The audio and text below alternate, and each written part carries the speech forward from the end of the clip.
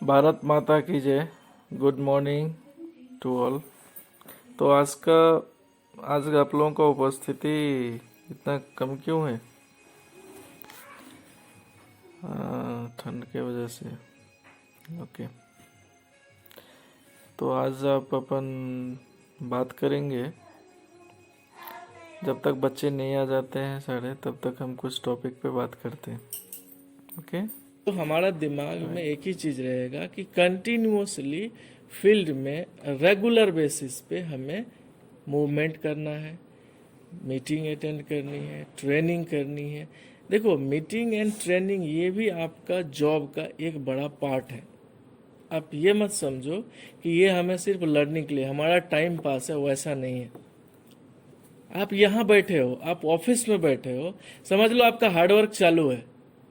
ऊपर वाला, किसी को हम नहीं दिखा रहे, बट ऊपर वाला गॉड देख रहा है कि ये बंदा काम कर रहा है।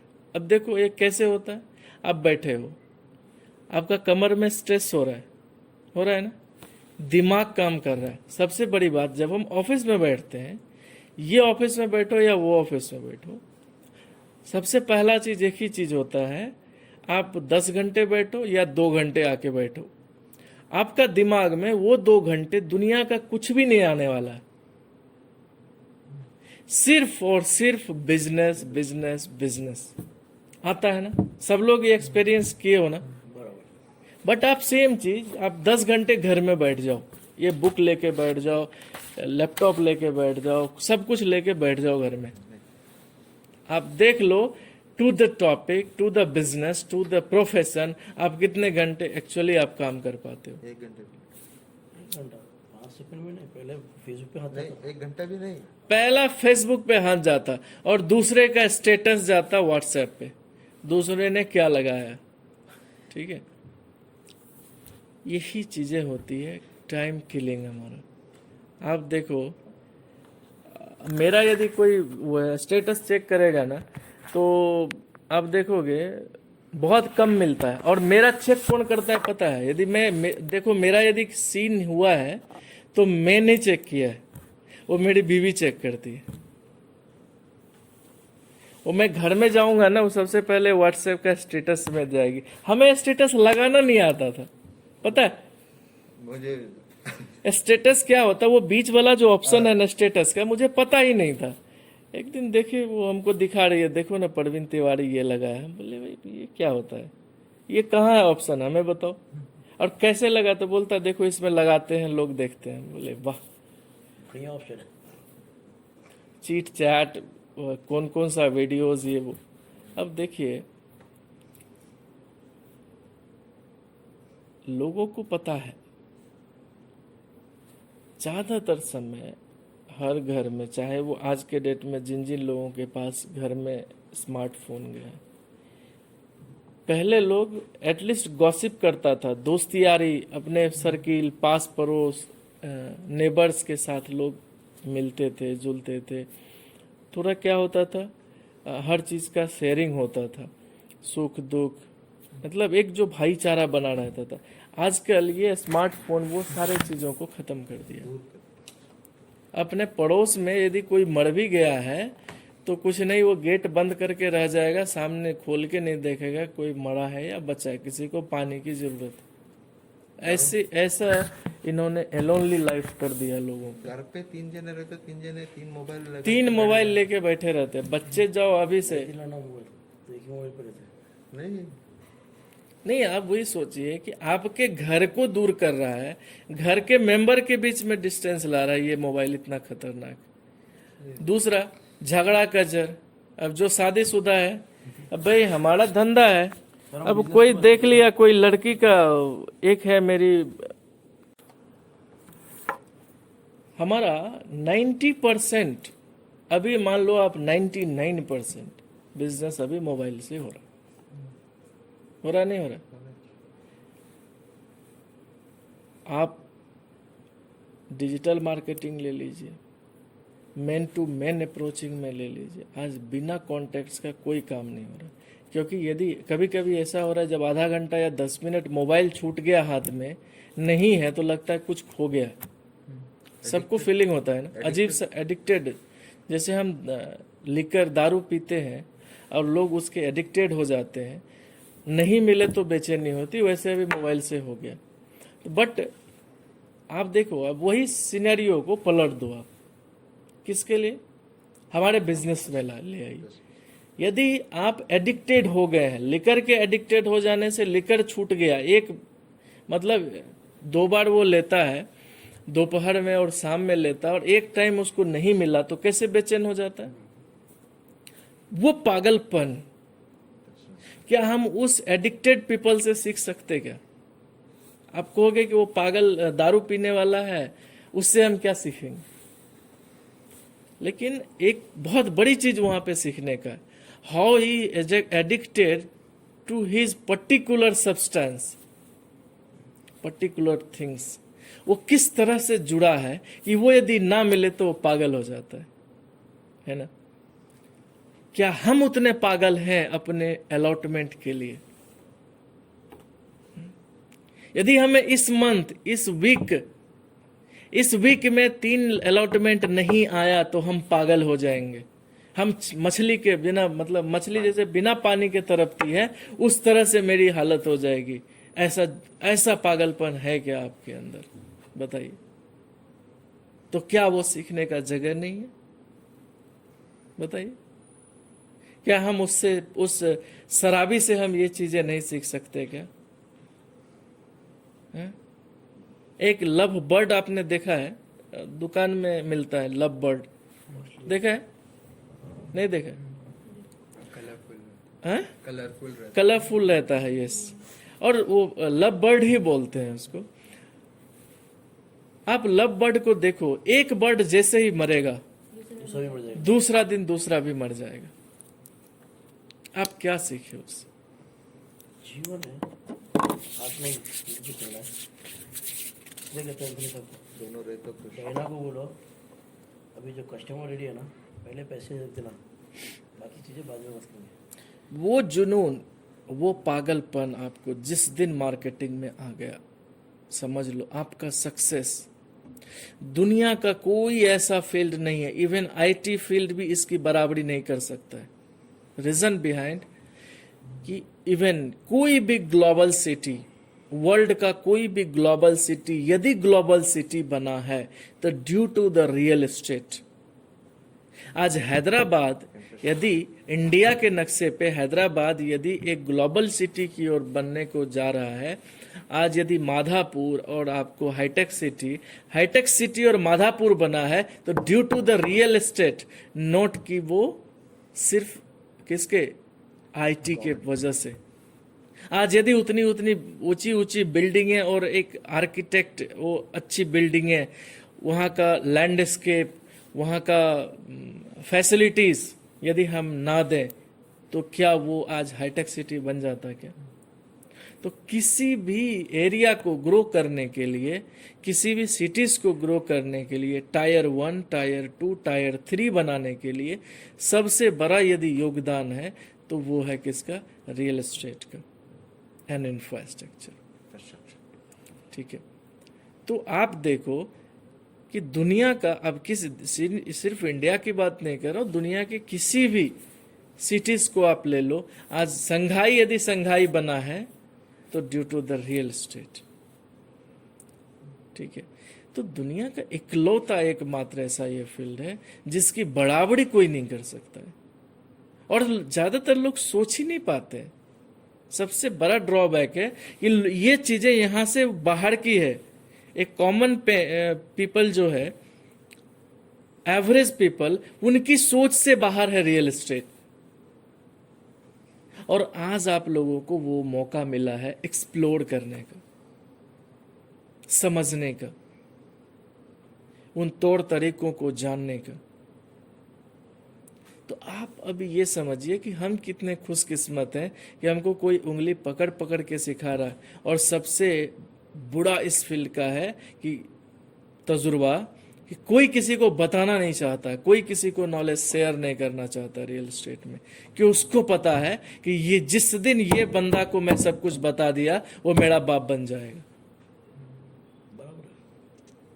फिर वो धन्ना सेठ बन जाएगा, और सब लोग यदि धन्ना सेठ बन जाएंगे तो खरीदार कौन रहेंगे? सब लोग अमीर तो बन नहीं सकते। तो ये अब आपको तय करना है कि हमें किस राह पे चलना है। देखो, कहावत है कि जो राह जितना कठिन, डगर जितना कठिन है, जितनी मुश्किल राह है, समझ लो वो मंजिल हर किसी के लिए नहीं है। कुछ स्पेसिफिक लोग ही उस पे चल पाते हैं। हिमालय में हिमालय की चढ़ाई करना, या मान लो मानसरोवर या कैलाश की यात्रा करना, क्या हर किसी के बस की बात है? इरादे मजबूत हो तो सर किसी की बात है सर। अगर इरादे मजबूत नहीं है तो फिर तो नीचे से देख के ऊपर आ जाएगा बस। इरादे तो छोड़ दो, लोग यहाँ से शमशाबाद और क्या बोलते कौन दुर्ग नहीं जाना चाहते हैं, तो भाई मानसरोवर तो बहुत दूर की बात है। घर से बाहर ही नहीं निकलना होता है। जब कोई साधनगर नहीं जाना चाह रहा है और आपके कहने पे और आपके समझाने पे, तो भाई वो मानसरोवर कहाँ से जाएगा? हा? तो आपको तय करना है कि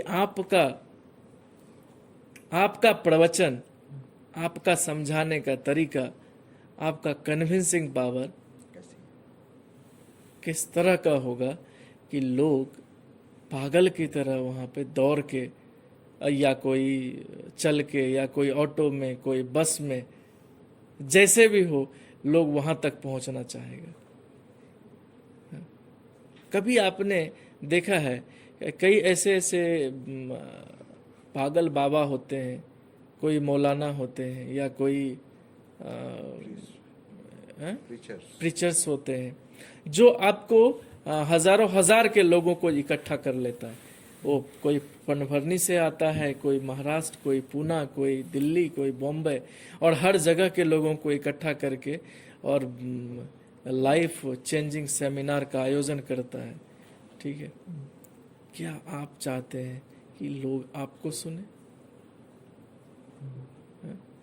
क्या आपके मन में किसी इस तरह की है भावनाएं कि हम, चलो वो तो सिर्फ एक लाइफ चेंजिंग, वो सिर्फ गॉड क्या है, आपको मरने के बाद की कहानियां सुनाते हैं कि आप मरोगे तो ये होगा। भाई जिंदा रह के किसी का भला करके सोचो ना, जिंदा रहते हुए किसी का आप अच्छा करने के लिए सोचो ना।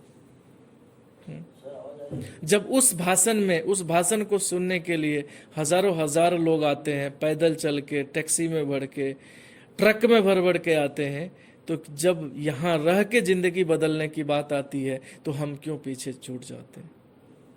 हमें लोग क्यों नहीं सुनने आते? ये एक बहुत बड़ा माइंड सेट है, इसके पीछे एक बहुत बड़ा एक गेम है, जो इस गेम को आपको समझना पड़ेगा कि लोग क्या चाहते हैं। लोग क्या चाहते हैं, लोगों की जरूरतें क्या है, लोग बेवकूफ कैसे बनते हैं, लोग दूसरे के बहकावे में कैसे आते हैं, लोगों को बहकावा पसंद है या जीवन का सही मार्ग पसंद है, उसको जीवन में आगे बढ़ना पसंद है। आपको ये तय करना पड़ेगा कि लोगों को क्या पसंद है, और उस अनुरूप आपको आपका लाइफ को सेट करना पड़ेगा कि लोगों को वही चाहिए, लोगों को जो चाहिए वही ना दूं, हमें लोगों को क्या देना है, लोगों को क्या समझाना है, वो चाहिए। आपका देखो प्राथमिकता को तय करना है। लोगों को क्या चाहिए, हमें उससे कोई मतलब नहीं है। Real estate it's a different field. लोगों को क्या चाहिए, मुझे उससे कोई लेना देना नहीं है, क्योंकि मैं कोई पादरी नहीं हूं, मैं कोई संत नहीं हूं, मैं कोई काजी नहीं हूं, या क्या बोलते हैं उनको, पीर नहीं हूं जो संदेश सुनाऊं लोगों को मरने के बाद का। हम वो इंसान हैं, हम वो फकीर हैं, हम वो लीडर्स हैं, हम वो संत बनेंगे, हम वो उस तरह के लीडर बनेंगे, हम उस तरह के सीनियर बनेंगे जो लोगों को यहाँ रह के जिंदगी भर अपने परिवार के साथ अपने जीवन को बनाने का मौका मिले, मरने के बाद का नहीं। This is a call real estate. हम यहाँ रह के इंफ्रास्ट्रक्चर बनाते हैं क्या मुर्दों के लिए? हाँ? रोड बनाते हैं मुर्दों के लिए, अच्छे पार्क बनाते हैं, अच्छा लैंडस्केप बनाते हैं, अच्छी सिटी डेवलप करते हैं मुर्दों के लिए। लेआउट मुर्दों के लिए डेवलप करते क्या? कभी ऐसा बोलते साहब आप जमीन खरीद लो, मरने के बाद आपके बच्चे को काम आएगा? बोलना पड़ेगा उससे। इंश्योरेंस वाला बोलते हैं ना, बहुत आप चले गए तो LIC लाइफ इंश्योरेंस वाले ऐसे ही बेच लेते ना, डर बना के, डर का माहौल बना के कि सर जब आप मर जाओगे तो आपके बच्चे के लिए यही एक पेपर, यही एक बॉन्ड, यही एक सर्टिफिकेट उसका सहारा बनेगा। और आप एक बात बताओ, यदि वो ये डर का माहौल बना के करोड़ों अरबों रुपए का डिफॉल्ट प्रीमियम बना के यदि LIC 4,000 करोड़ रुपए का एसेट खड़ा कर सकता है, डिफॉल्ट प्रीमियम्स, हाँ? जो लैप्स हो गया, लैप्स पॉलिसी का 4,000 करोड़ का साम्राज्य यदि बना सकता है तो भाई मेरे, और वो सिर्फ पेपर, जहां की अब कस्टमर को कोई लेना देना नहीं है, उसको 1 रुपये मिलने वाला नहीं है। और जब हम उसी जगह पे कस्टमर से 10 रुपये भी लेते हैं, यदि हमारे पास कस्टमर का 1,000 रुपये भी है, 5,000 भी है या 5 लाख भी है, कस्टमर को ये सिक्योरिटी रहती है कि साहब आपका पैसा तो 10 साल के बाद भी आ जाओ, आप फुल पेड करके भी रख दो, आप 10 साल के बाद रजिस्ट्रेशन के लिए आ जाओ, आपका पैसा सेफ है। आपका रजिस्ट्रेशन चार्जेस भले बढ़ गया हो, लेकिन आपने यदि पे कर दिया हो तो बढ़ा हुआ रेट में भी हम आपको, कंपनी अपने घर से पे करके रजिस्ट्री कराएगी और आपको एक फिजिकल पोजीशन देगी। क्या कोई ऐसा कहने वाला है? जो जिंदा रह के सुख भोगने की हर चीज देता है, हाँ? हम मरने के बाद की बात नहीं करते, हम यहां रह के आपके बच्चों की खुशियों की बात करते हैं, आपके खुद के छत की बात करते हैं। तो जब आपको इतना बड़ा, इतना अच्छा चीजें मिली है, इतनी अच्छी चीजें लोगों को देने के लिए मिली है, तो हम क्यों नहीं एक पृष्ठ बन सकते? हम क्यों नहीं एक पुजारी बन सकते? हम क्यों नहीं एक संत बन सकते? हम क्यों नहीं एक पीर बन सकते? हाँ? कहाँ खो गए हम अपने आप को क्या एक सेल्समैन समझ के बैठे हैं? नहीं ना। हम वो कन्वर्टर हैं जो जीते जी, स्टिल लोग जब तक जिंदा रहेगा तब तक तो सुख भोगेगा ही भोगेगा, और उसके बाद उसके नेक्स्ट पीढ़ी दर पीढ़ियां उसके ऊपर सुख भोगेंगी। हम वो चीजें लोगों को डिलीवर करते हैं। जाने अनजाने में आपसे कितने अच्छे काम होने वाले हैं, हम उन चीजों को तो कभी नहीं देखते। सोचो जिस जगह पे हम बैठे हैं आज, जिस जगह इस प्लॉट पे जो बिल्डिंग बनी है, ये अपना ऑफिस, कॉन्फ्रेंस हॉल है, हमारा एडमिन ऑफिस है। आप समझ लो इस जमीन के ऊपर जिसने बेचा होगा, 3rd party, 4th party, 5th party, 6th party, उसके बाद कंपनी को मिला है। जिन्होंने बेचा था, जिन्होंने इंटरमीडिएटरी का काम किया था, एक एजेंट का काम किया था, ब्रोकर का काम किया था, मार्केटिंग पर्सन का काम किया था, जिन्होंने जिसको दिलाया, आज लास्ट में जिन लोगों ने कंपनी को अप्रोच करके कंपनी को जमीन दिलाया, आज इसी जगह से कितने हजार लोगों का रोजी रोटी चलता है। आप बताइए। जमीन सिर्फ जमीन ही नहीं है, जमीन वो एक आय का जरिया है। जो आपके पास कुछ भी नहीं है तो भी आपको, जैसे माँ जन्म देती है, हाँ, दूध पिला के हमें बड़ा करती है, अपना दूध पिला के हमें पाल पोस के बड़ा करती है। 3 साल तो दूध पिलाती है हर माँ। और यदि हम 70 साल जीते हैं तो अगला दूध कौन पिलाती है? अगला खाना कौन देती है? हमारी मातृभूमि तो हमें पाल पोस, हमें जिंदा रखती है, हमारे शरीर में ताकत बढ़ती है, हम जिससे जिंदा रह पाते। तो सिर्फ जमीन को यदि आप जमीन समझ के अपना काम ये समझेंगे कि हमें सिर्फ बेचना है और पैसे कमाना है, तो आपका कभी भी महत्वाकांक्षा आपका पूरा नहीं होने वाला है, और आप सिर्फ एक सेल्समैन बन के रह जाते हैं। और यदि आप ये सोचें कि हम एक पुजारी बनेंगे, हम एक सूफी संत बनेंगे, हम एक पीर बनेंगे जो जिंदा लोगों को यहाँ रहने की प्रेरणा भरेंगे, उन लोगों का मार्गदर्शन करेंगे जिसे समझदारी नहीं है दुनियादारी की, जो जी तो रहे हैं। समझ लो पूरी आबादी का, यदि हम अपने देश की आबादी की बात करें तो लगभग 99% लोग सिर्फ जीने की कोशिश करते हैं। आबादी का 99% लोग सिर्फ जीते हैं, 1% लोग जिंदगी को मजे करते हैं। अब को जीना क्या है और मजे करना क्या है? तो जो जीते हैं उसका पर्पस यही रहता है, पैसा कमाओ, घर में खाना जुटाओ, ठीक है, बच्चे का स्कूलिंग करो, कॉलेज करो, बच्चे की शादी करो और लास्ट में मर जाओ। मैंने एक ग्राफ बताया था ना, खाओ पियो उड़ जाओ। खाओ, गधे की जिंदगी जियो, मर जाओ। और कुछ लोग होते हैं जो जिंदा रहे इसीलिए नहीं है कि उन्हें सिर्फ खाना खाना है, वो दुनिया के हर सुख भोग के जीते हैं, ठीक है। तो हमें ये डिसाइड करना है कि हमें क्या चाहिए। देखो, यदि आप इसको सिर्फ सेलिंग के नजरिए से देखते हैं तो मैं समझूंगा